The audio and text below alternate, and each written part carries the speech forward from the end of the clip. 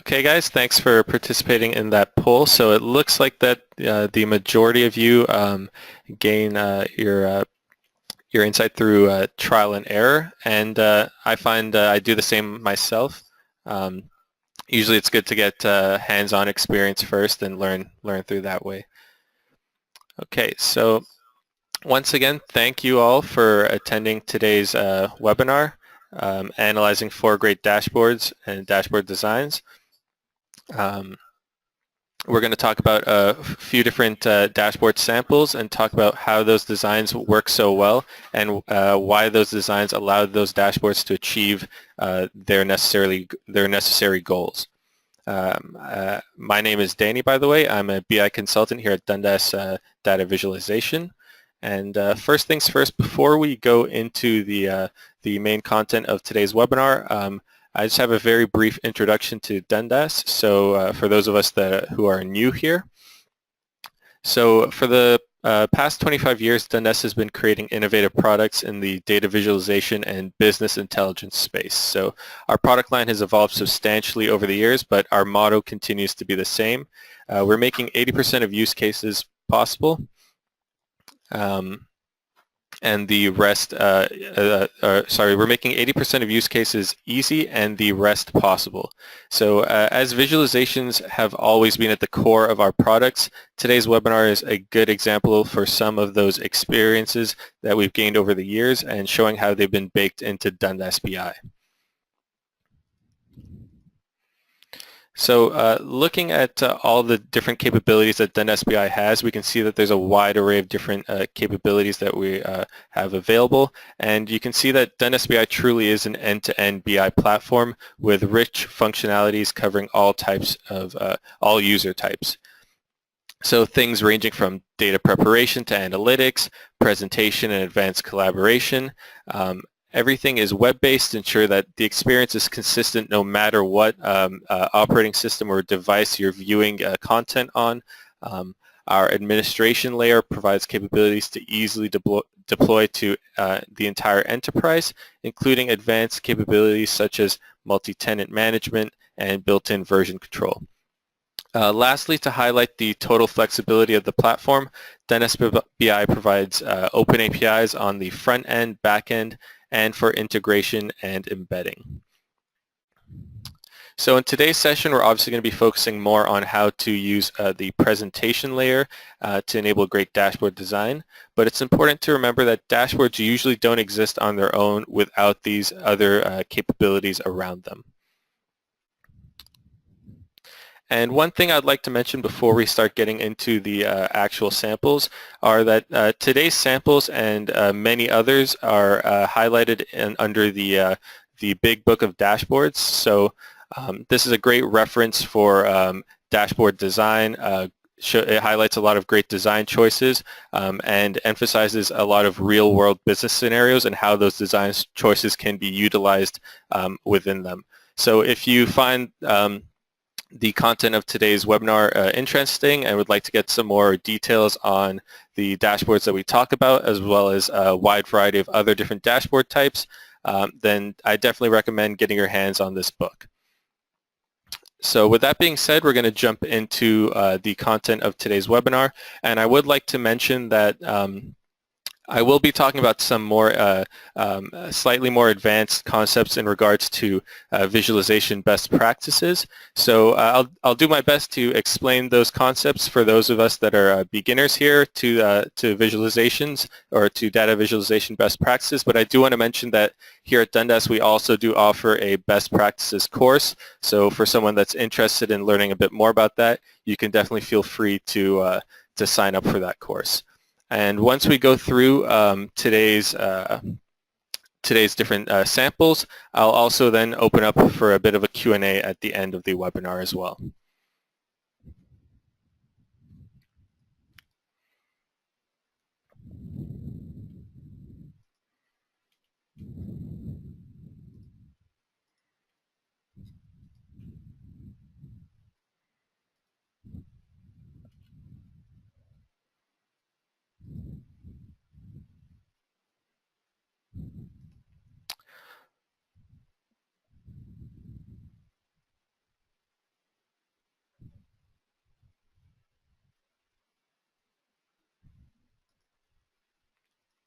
Okay, so the first dashboard that we're going to be discussing today is this real-time call center dashboard. So what I love so much about this dashboard is how effective it is at letting the user know that we are looking at real-time data. So things like in the bottom left here, we have the animated phone ringing every time that new information is being pulled in. In the top right corner, we have that bar indicating when the next full update is going to be taking place. And the live feed scanning across the bottom. Immediately was when I'm viewing this dashboard, for instance, on a mounted display, I just need a quick glance to automatically understand that what I'm looking at is all real-time data.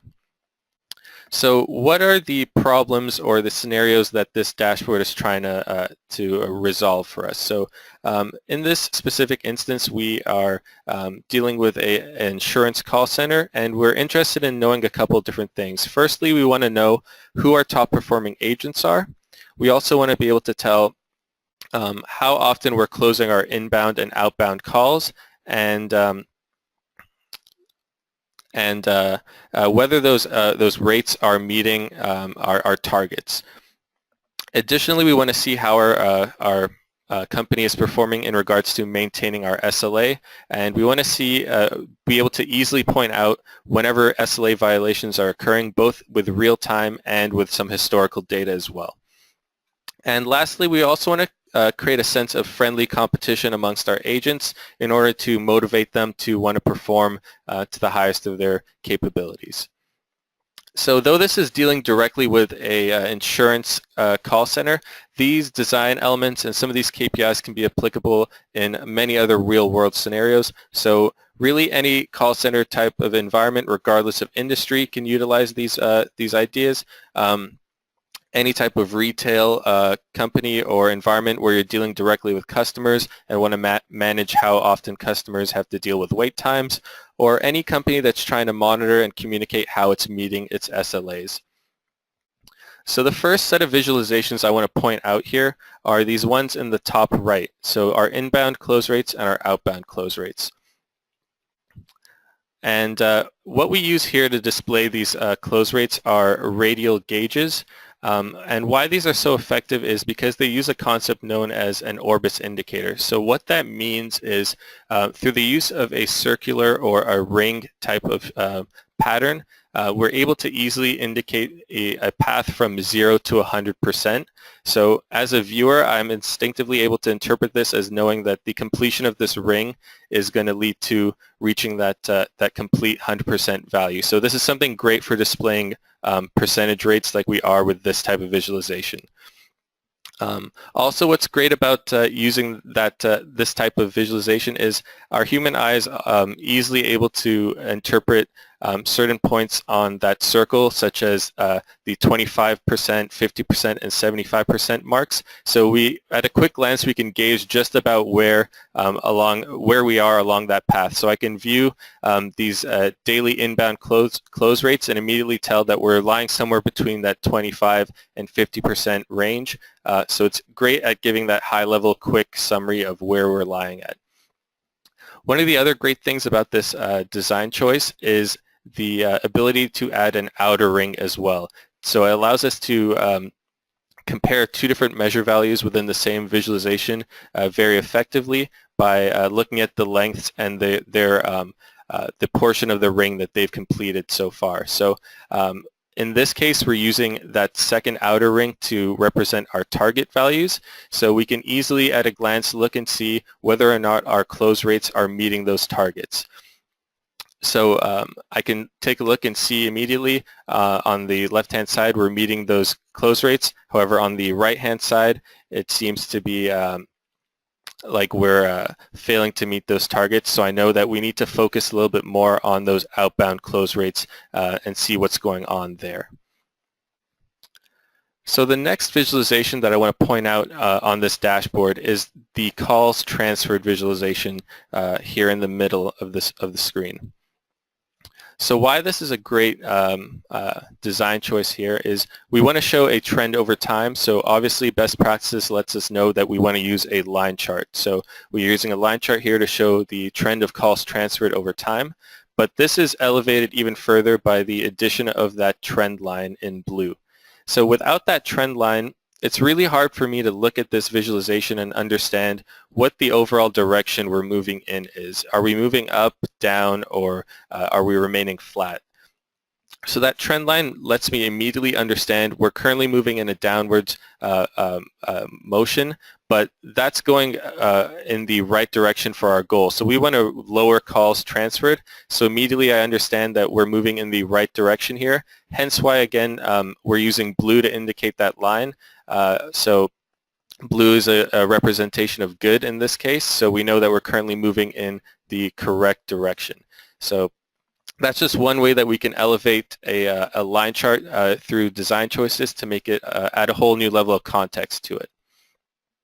Just to the right of that visualization, we have this chart here displaying abandon rates.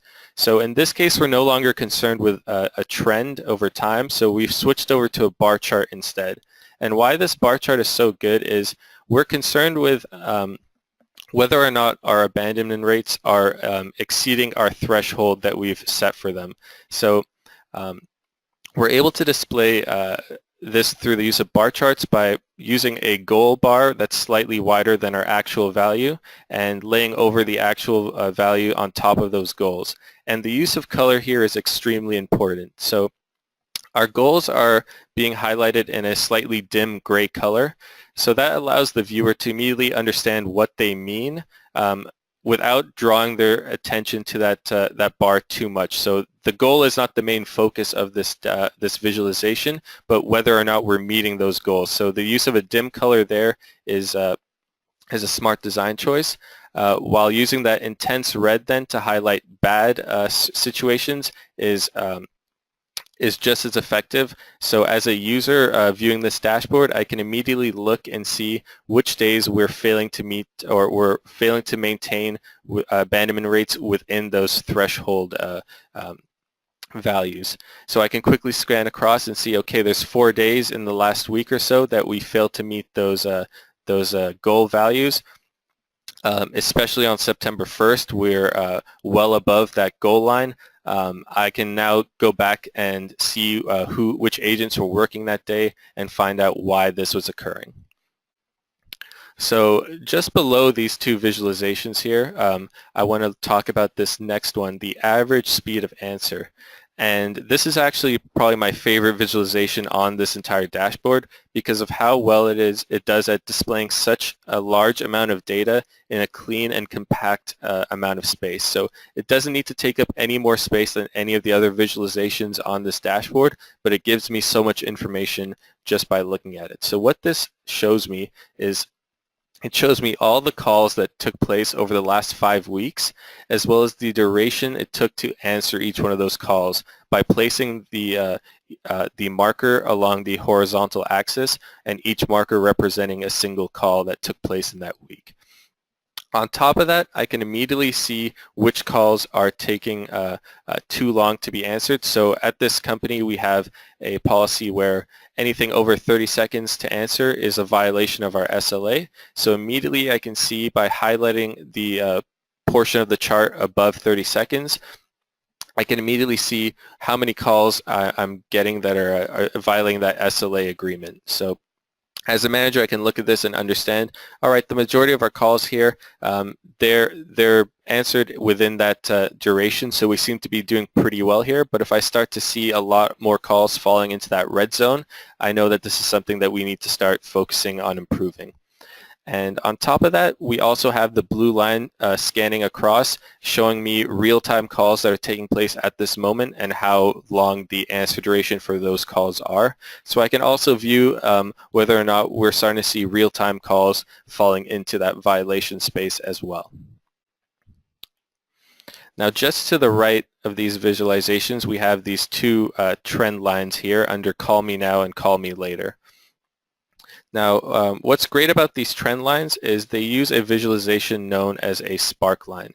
And for those of you that aren't familiar with spark lines, they're essentially line charts without the extensive labeling and axes being displayed. So they're great at showing just a high-level trend, and they're becoming increasingly popular because of how effective they are at showing those high-level trends in a clean and concise manner without taking up too much space.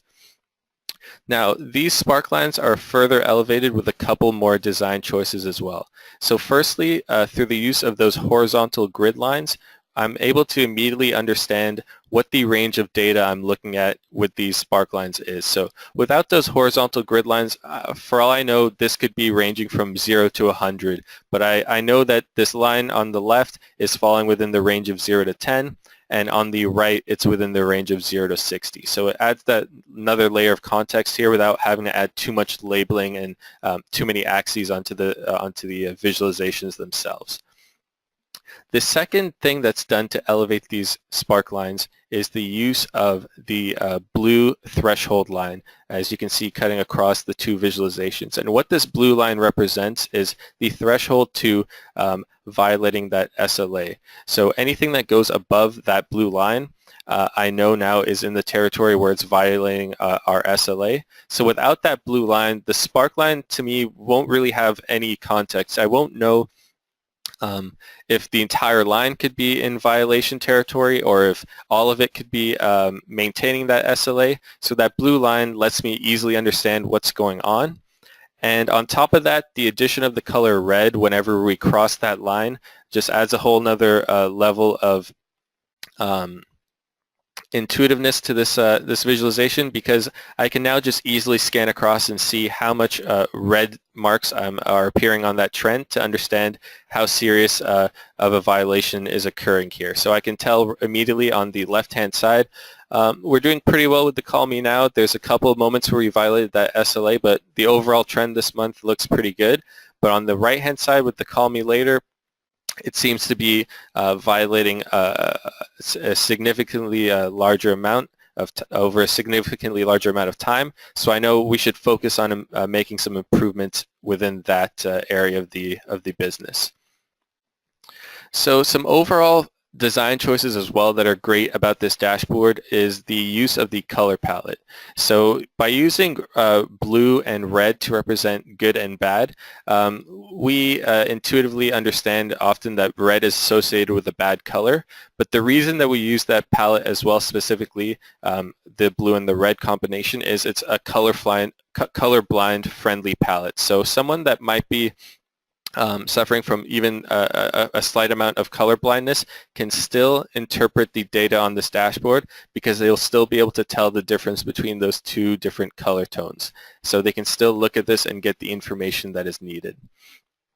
Another great thing about this dashboard is how it's laid out. So the use of these enclosure spaces to separate the different sections of the dashboard.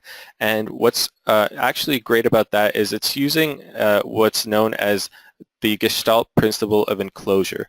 So for those of us that are not familiar with the Gestalt's principles of perception, I'm going to just give us a quick highlight of what those different principles are, so you can just get an understanding of what they mean, because they're actually very important when it comes to dashboard design, and I'm going to be referring to them quite a few times throughout the remainder of this webinar. So let me just open up the slides for that.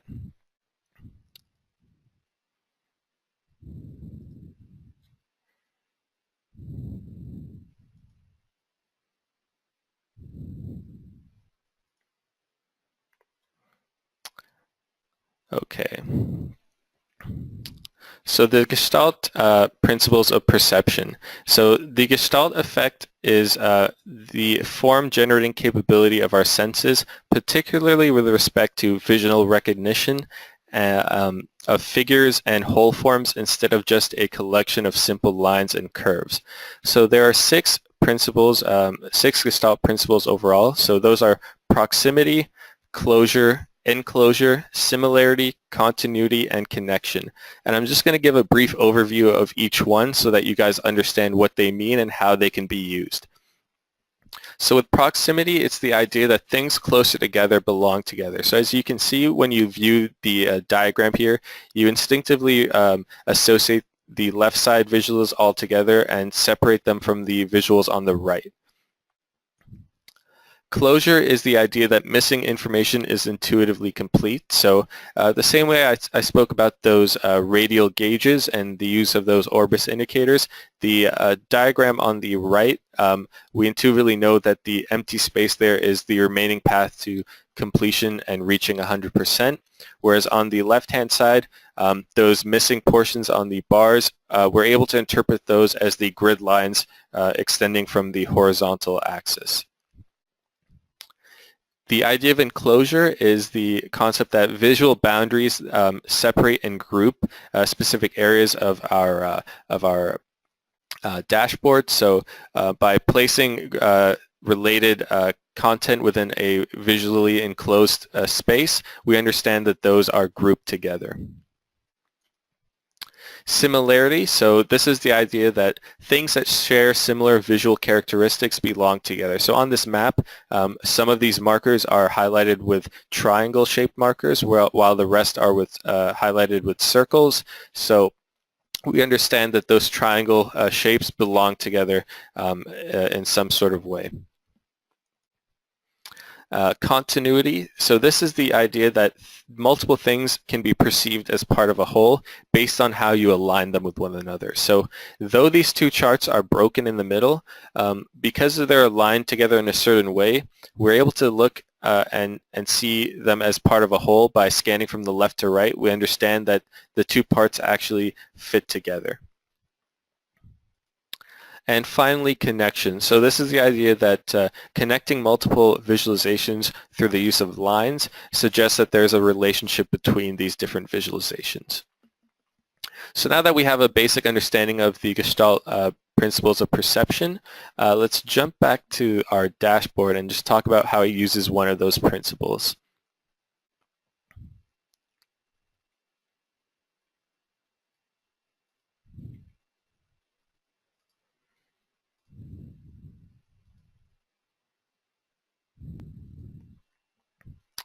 So as you can, if you haven't already realized, this dashboard is using the, as I mentioned before, the principle of enclosure. So by using simple grid lines to separate all the different sections of the dashboard, we're able to understand that those specific KPIs that fall within each section are supposed to be grouped together. So why this is so great for this specific case is, as I mentioned, in this case, we're dealing with a sort of real-time dashboard, something that's going to be mounted on maybe some kind of display screen. So it's something that you're going to be viewing briefly as you walk past and take a glance at it. So having this type of layout makes it very easy to spot the specific data that you're interested in without having to concern yourself in the other visualizations on the screen. So now we're going to jump into our next dashboard of today, and let me just open that up.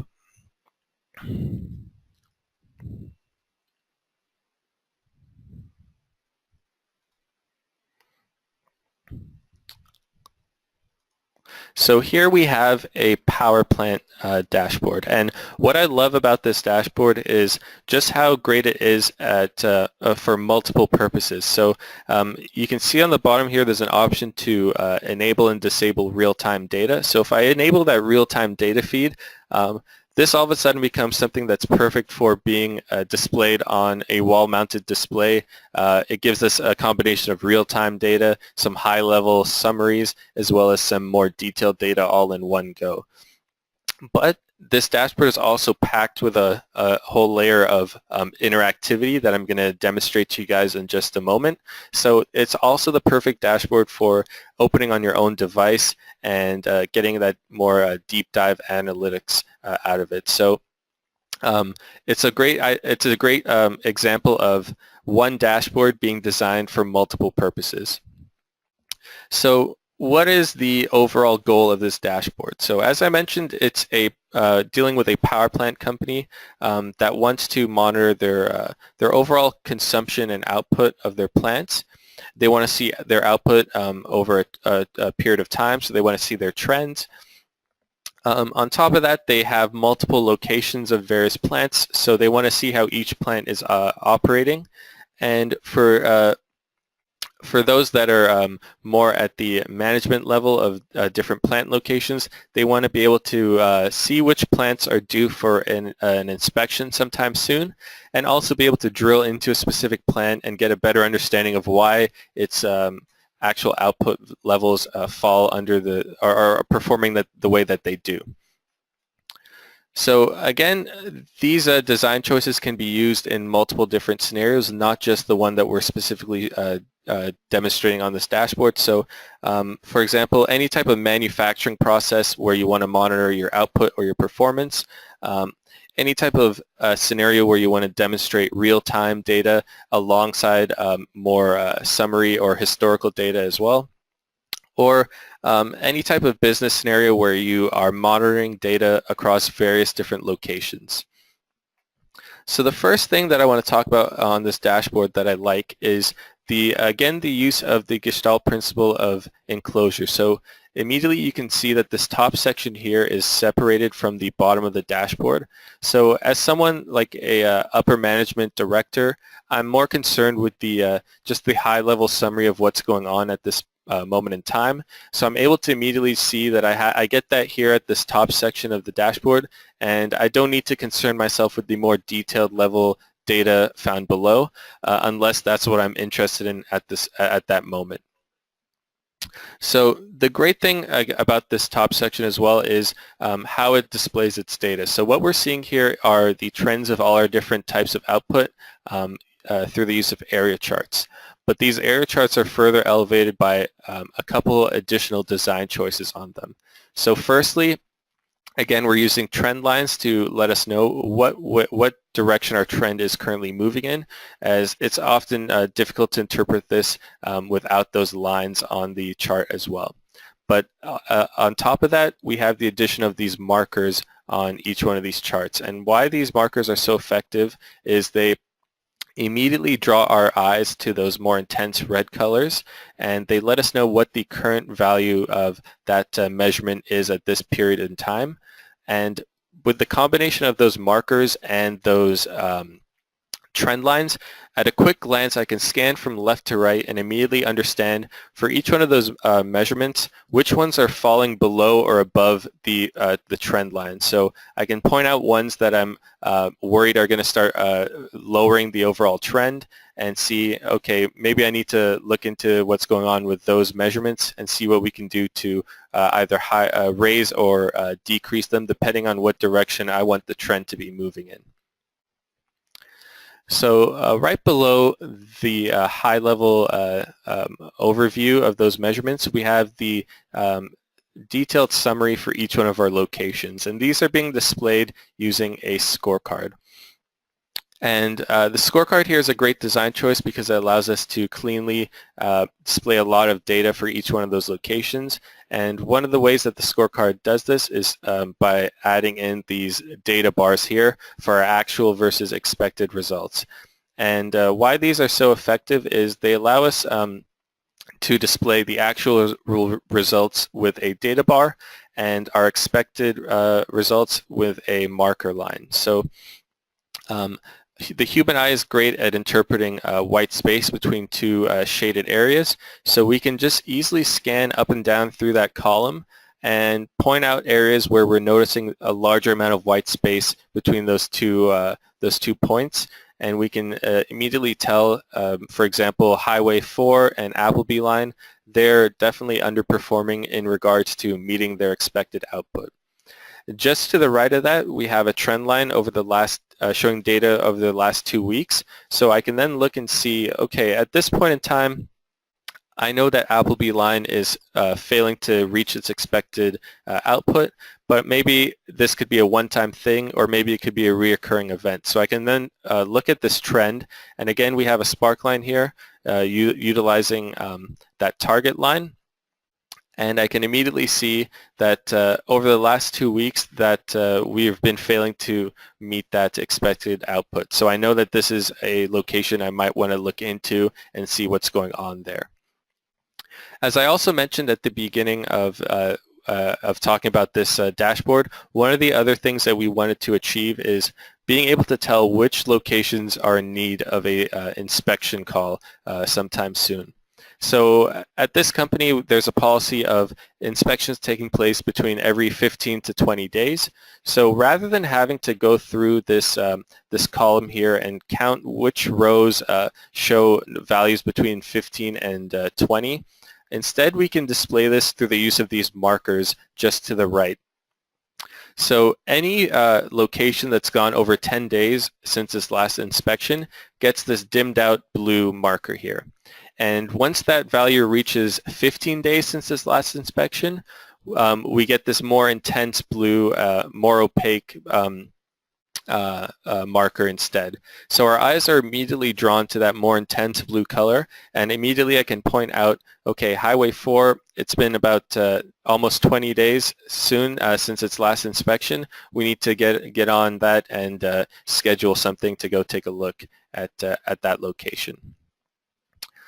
And now I also mentioned that this was a dashboard that was full of different types of interactions as well.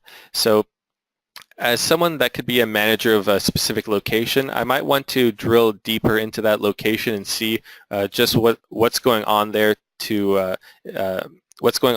giving us the results that we're currently seeing right now. So for example, if I'm the manager of this 144 Howard location, I can just simply click on that portion of the scorecard, and it's going to navigate me to this new page here where I get that more detailed information of that location. And why this is a great, using that navigation is a great idea is we don't want to demonstrate all of this on one dashboard. That's going to be way too much information at one go. It's going to look too cluttered, and a lot of people might be viewing that original dashboard and they're not necessarily interested in these specific details. So by adding in that navigation interaction, we're able to segment the more specific information just for those who are concerned with that. So once again, we get another scorecard here, this time demonstrating the performance of each one of the different models at that location. And we're also using markers on this page, but this time rather than indicating days since the last service call, the markers are used to highlight specific models at this location that are failing to meet a percentage of the expected output. So as they start to dip, or that percentage value starts to dip, we get these dim blue markers again. And as they start to significantly dip lower, so anything below 90% of expected output, we get this more intense blue marker. So immediately my eye is drawn to this blue marker and I see, okay, this is only giving me 19% of my expected output. There's something seriously wrong here with this model. So I can take a look into this model a little bit deeper by, again, just clicking on that model, and you can see that filters the visualizations on this dashboard to now show me details specifically on that model. At the same time, though, I also updated this map on the right here. As you can see, that model is now being highlighted on the map. So the reason that we did this is often when you're working in a physical environment, you associate things more so with their location. So you might know this model more so as, the one located in the top northern corner of the dashboard, not necessarily as bonus B44. So by highlighting the location on the power plant, it gives me a whole other layer of context as to which model I'm currently looking at. On top of that, I can also select specific models based on their location on the map to filter data that way. But let's focus back on that model 4 here, since that was the one that was performing so poorly. So again, I'm using a line chart here to show a trend over time against the expected power output over time, and I can see that this is falling well below the expected output, even with the more detailed view. So my first instinct can be, I might want to see some more historical data for this specific model to get an understanding of if something like this has happened in the past and what was done to fix those issues. So if I take a look here, I can switch over to a more historical view. So whenever I want to get that more detailed view, I can just simply switch over and see values over the last 7 years. And immediately when I look at this trend, my eye is drawn over to these blue markers on here, which the legend lets me know that these indicate times when service calls took place. So I can see that whenever performance started to dip drastically, a service call took place and I started to gain performance back up again.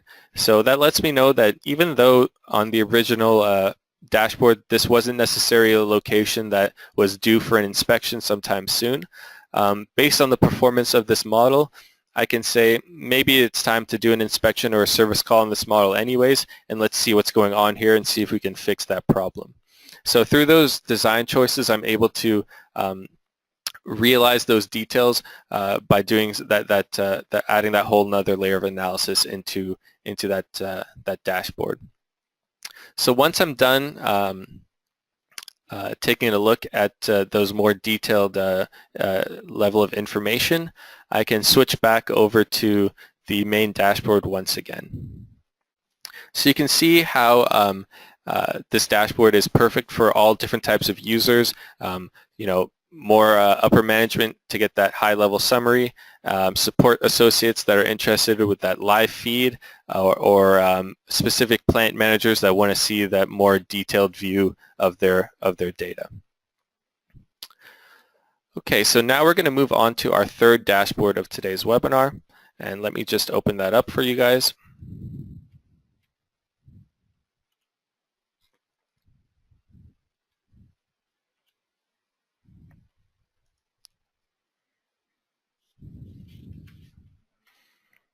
So here we have our third dashboard, our hospitality dashboard, which is dealing with a hotel operating company. And right off the bat, what I love about this dashboard so much is just how much interaction is packed into it. So, I can move this panel over here to select specific views. There's hover over interactions added in to give me more details, and many other interactions that I'm going to demonstrate as we keep going through this dashboard. And you can see just how fluid these interactions are as well. So it just makes the experience of doing your analytics a lot more easier. So no matter what your technical level is, you can immediately understand exactly how this dashboard works and what you're trying to view here. So with this specific dashboard, we're dealing with a company that operates multiple hotels, and they want to be able to view their revenue per available room index. And not only that, but they want to view those values over time and be able to specify a period in time that they're interested in viewing. On top of that, since they are a hotel operating company, they have locations worldwide. So they want to be able to view data for different regions, and then take a deeper dive into those regions and take a look at how each of the hotels in those regions are performing and get a whole breakdown of what's going on with those specific locations. So again, some similar scenarios that can also utilize same design choices are really any kind of reservation type of service where the change in price of service is going to impact the number of occupancy or the consumer rate, and where that change needs to be monitored. Or any kind of retail environment where you are monitoring multiple locations across various different regions. Those types of scenarios can also use similar designs, just to name a few. So the first thing I want to talk about on this dashboard is the use of this range chart here for the revenue per available room index. So previously, whenever showing trends over time, we've utilized a line chart to do that. And of course, line charts are definitely recommended for that. But in this specific case, we're dealing with an industry where there's a high level of volatility involved. So I'm very interested in seeing, not just the revenue per available room, but the variance and the range in that differentiates those high and those low values for each one of those data points as well. So by using that range chart, I can see the width of this band across my chart here, and immediately see just where there's large gaps between my highs and lows and where they start to thin out as well. So it's definitely a more effective visualization choice for this specific scenario. On top of that, just to the bottom left of this chart, you'll see we get a more summarized version of the entire trend of all our historical data here, and I can move this panel around to specify specific periods on that trend that I'm interested in viewing.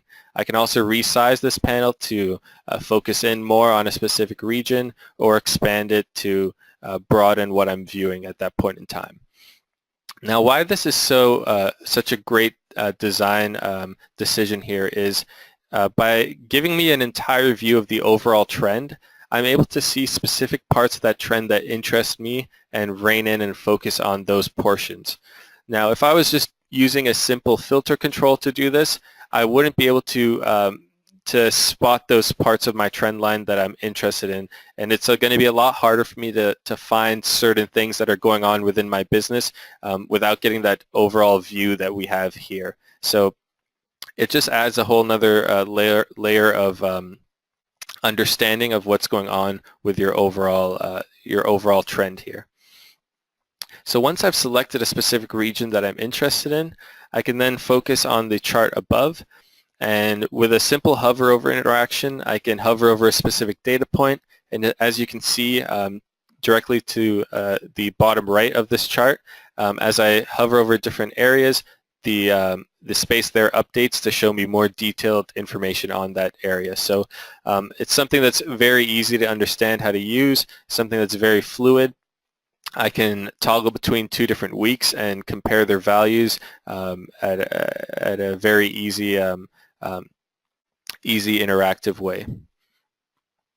So as I mentioned, we also want to view and compare how our different regions are performing in this specific dashboard. So you'll notice in the middle here, I have some icons of our different regions being displayed.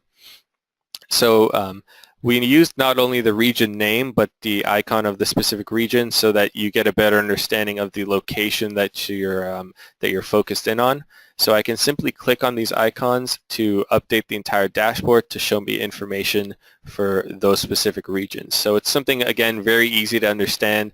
Someone viewing this dashboard immediately understands that we're currently viewing Europe, and if they want to view Asia, for instance, they just need to click here, and that'll update everything on the dashboard. Now that I've picked my region, in this case Asia, I want to focus in on this bottom section of the dashboard here that's giving me a more detailed breakdown of that region. So this first visualization on the left-hand side is actually a really great use of a couple different design choices. So firstly, it indexes all the different RevPAR values and puts them in a variance from 100. So why this is a really smart design choice is these different locations are found in different countries that are using different exchange rates. So displaying actual revenue values for different countries on the same chart won't necessarily make sense if they're all using different currency values. So by adding that variance from 100, I'm able to now display all those different values on the same chart in a way that makes sense. Now, as I look at this region, I want to be able to immediately point out which locations are not performing well. So that's where the use of color here stands out. So immediately I can see the bars in gray are giving me negative results, while the bars in yellow are performing in a positive way. So I can immediately point out, okay, Shanghai, Tokyo, and Dubai, these are my three locations that don't seem to be performing so well. We need to look and see what's going on in these areas. And on top of that, if we move on to the chart to the right here, if you haven't already realized, another one of the Gestalt principles of perception is being used here, and that is the principle of continuity. So rather than having to add another left axis to this chart, which would obviously take up more space, I can place and align these two charts together in a way that when I scan from left to right, I can automatically understand that these two bars at the top both belong to Sol. So it's using that principle of continuity to, again, have two parts be perceived as a whole. To the right of that, you guys might find this image here a little bit familiar from the slide that I had opened previously, but this map here is plotting all the different locations from all the different regions, and using the Gestalt principle of similarity, the region that I have currently selected is being highlighted with the triangle-shaped markers. And what's great about this is though I'm focused in on a specific region, I'm still able to compare all all locations across all the various regions within one map. So I can see which region I have selected. I can see all the other locations from other regions, and through the use of color, I can still see which ones are performing above or below index. Now, say I wanted to get a deeper insight on how a specific location is performing. As I mentioned, there's a bunch of other interactions in this dashboard, and one of those is this layer change interaction when I select a bar that belongs to a specific location. So if I click on the bar for Sol, I get this layer that pops up here, giving me some more detailed information on the wholesale versus non-wholesale performance across some different segments for this specific location. And what's great about this is not only does it separate the more detailed information from the rest of the dashboard, but it still lets me view all the other locations at the bottom here while I'm getting that detailed summary for Sol. And if I wanted to now compare Sol's values to Hong Kong, without having to close this panel off, I can simply just select another bar on this time in Hong Kong, and it'll update those values for me on the fly, and I can toggle between the two to get a comparison between both of them in a quick and concise way. And once I'm done with that, I can then close the panel off. So as you can see here, all those different interactions further elevate this, this dashboard. So the combination of the interactions and the smart design choices make it something that's very easy to use no matter what type of user you are. You immediately understand and grasp what's going on and how to use these different interactions on the dashboard. So the fourth and final dashboard that we're going to talk about, I'm just going to open that right now.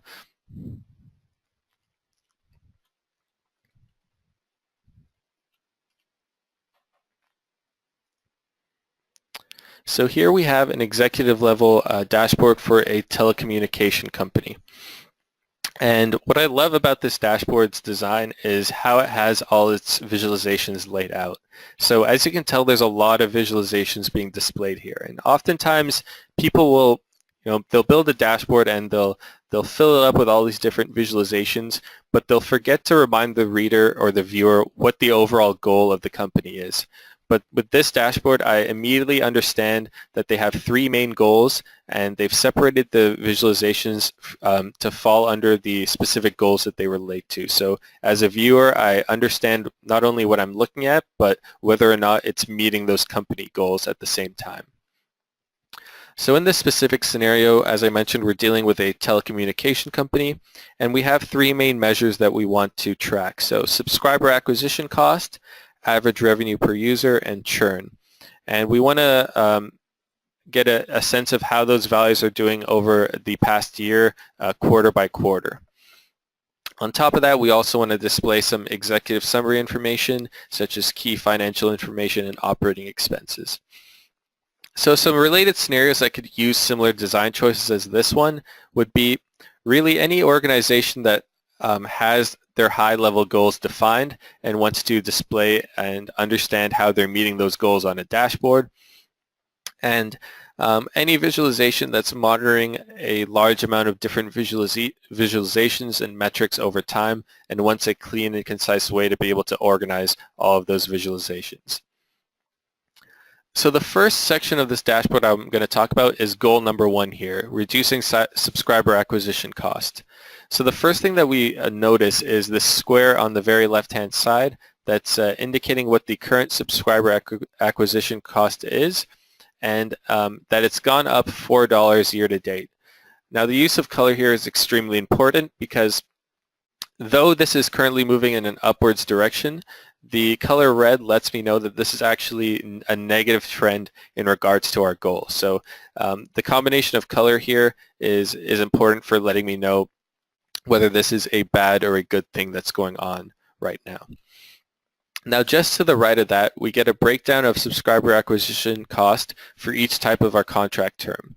And we want to see these trends over the last 4 quarters. So we're using a line chart with a different line representing each one of those contracts. And this is a great design choice because it allows us to see how those different contracts stack up against each other, all within the same visualization, and see how they've been trending over time. And immediately I see that, okay, that 1-year contract term seems to have a large spike in its trend over the last 2 quarters. So something's going on there. This could be a big factor in why our overall subscriber acquisition cost is going up. So we need to investigate what's going on with that 1-year contract term. So just below the Goal 1 section, we're going to move now to Goal 2, which is increasing average revenue per user. So here we see that the average revenue per user is going up. It's gone up $6 this year. But now we start to put the pieces of the puzzle together and we start to see, okay, this trend is going up, but it's highlighted in green. So now green must mean good in this case. So it lets us start understanding that we need to take into consideration the direction of the trend as well as the color of the trend to understand whether it's going against or with our goal. Now just to 2 visualizations to the right of this is probably my favorite visualization on this dashboard here. So what we're looking at here are 3 different product options, and we're displaying how their total number of subscribers have been changing over the last 4 quarters.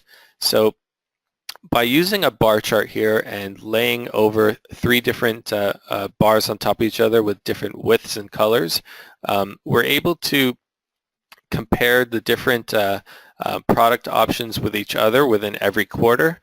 But at the same time, we can compare how a specific product option is trending over the complete 4 quarters as well. So I can see that these add-ons are higher than the data option, but then I can also look at the trend for add-ons as it moves across each of the 4 quarters.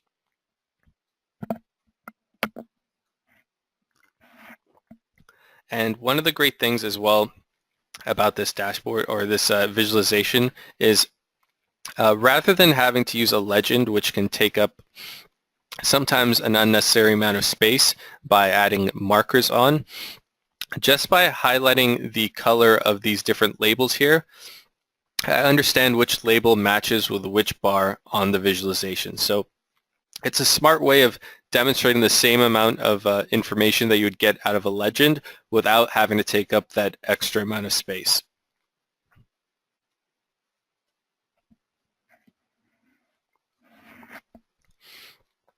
So now we're going to move on to goal number 3 at the bottom here. Again, we now see a negative trend this time, and the use of color that lets us know that the negative trend is a positive thing here. So we've completed our understanding now that that regardless of what direction the trend is moving in, the color is what's going to indicate to us whether that's a good or a bad thing. And one thing that I want to point out under goal 3, and it's something that's actually utilized under all of the other goals, is the spark line that you see directly under the label here.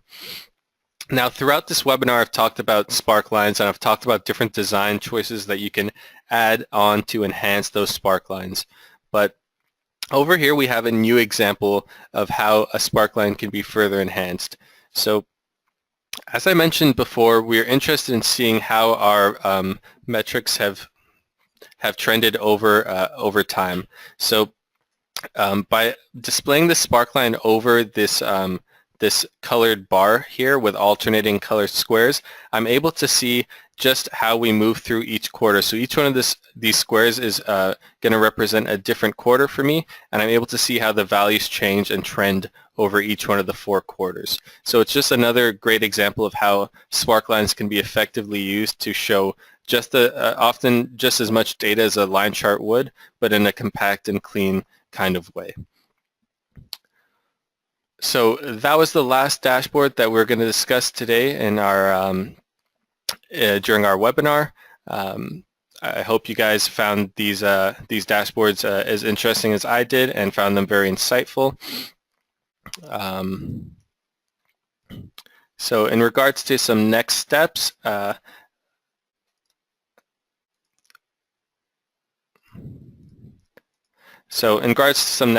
if you guys would like to get your hands on Dundas BI, are interested in trying out our product, then you can head over to either our corporate site at dundas.com or our support site at dundas.com/support and download a free online trial of the application. You can get a download of the full trial or try an online version as well. If you're interested in getting a live demo, a live tailored demo, you can contact us through the website as well and schedule a demo that way.